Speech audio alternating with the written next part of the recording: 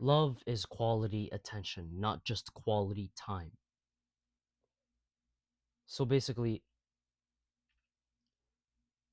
what I mean is you're able to put your full attention towards the person that you love. So that's your family member, your spouse, your children, whatever. And in order to actually make them feel loved, you actually have to make them feel heard. This is actually something knowledge that I got from the book Hyperfocus by Chris Bailey. I actually have it right now. Boom. Hyperfocus. Very good book. Actually, no, this book is kind of mid, not gonna lie. And learning how to listen properly actually makes the other person feel loved because they feel that they are heard, which is so essential to feeling like you are cared for, that you are important. And there are other ways of having quality attention with someone else.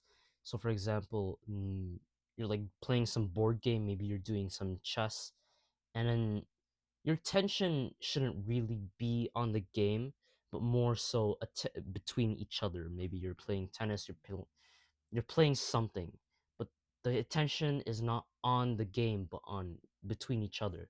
So it's not like you two are watching the news on TV. Your full attention is directed towards the TV screen and not towards each other, which is not really love. I mean, just because you're in close proximity with each other doesn't mean that you are together. Physically, you're here, but mentally, you're not here for them.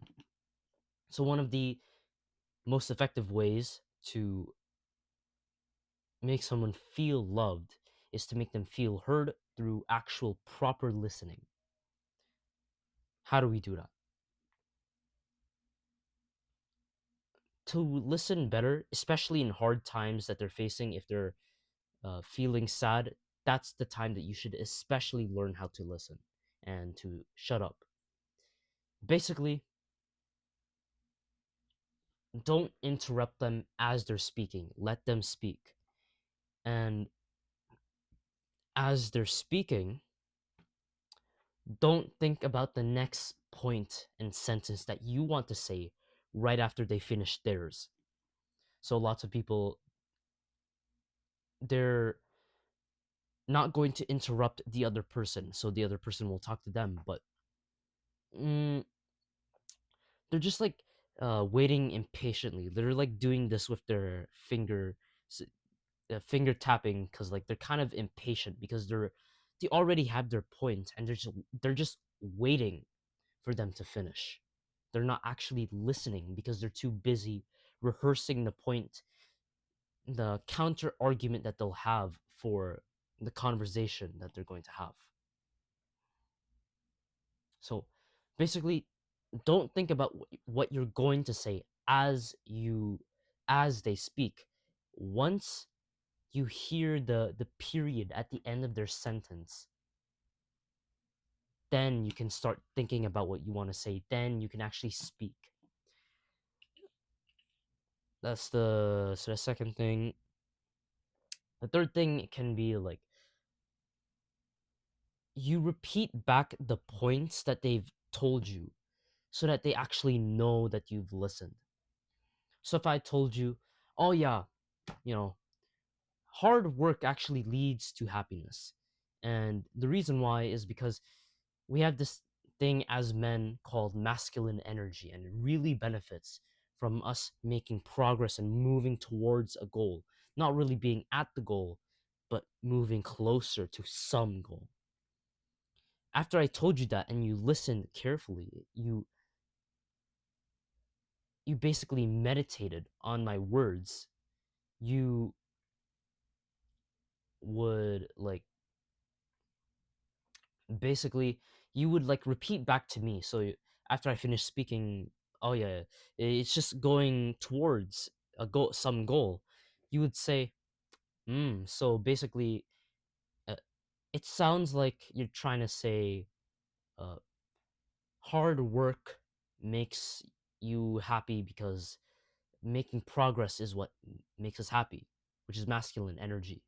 And then the guy will go like, "Oh yeah," like in subconsciously in his mind, "Oh yeah, he is actually listening. He's actually listening to me. Ah, thank you, thank you. I appreciate that."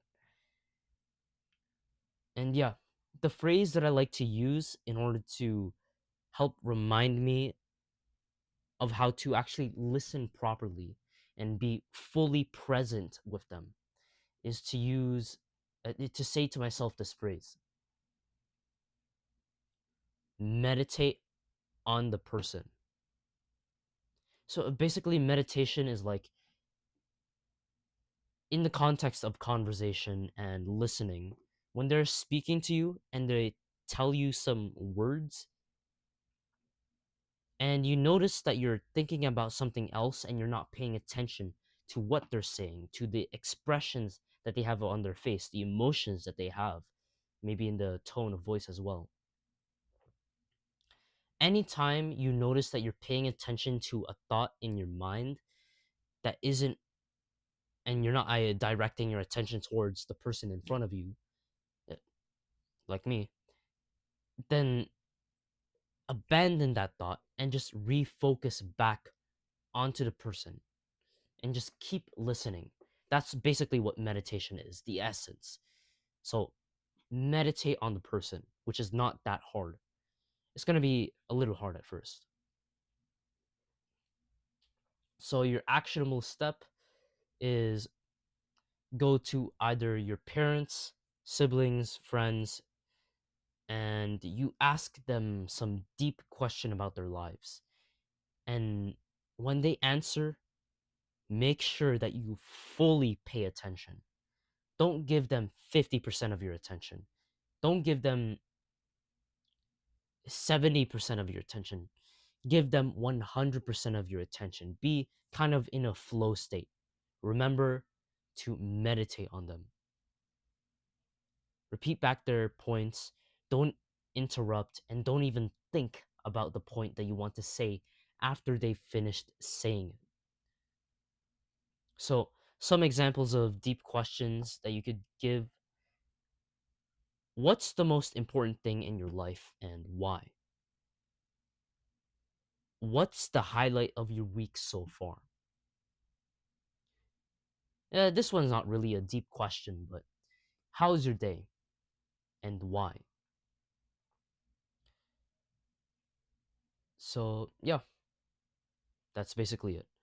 If you want to learn more from me, my paid service is in the description below. Happiness with Buffy. I'll teach you how to become happier and to finally achieve that happiness that you so long for. Every single goal in your life, you only want it because of happiness.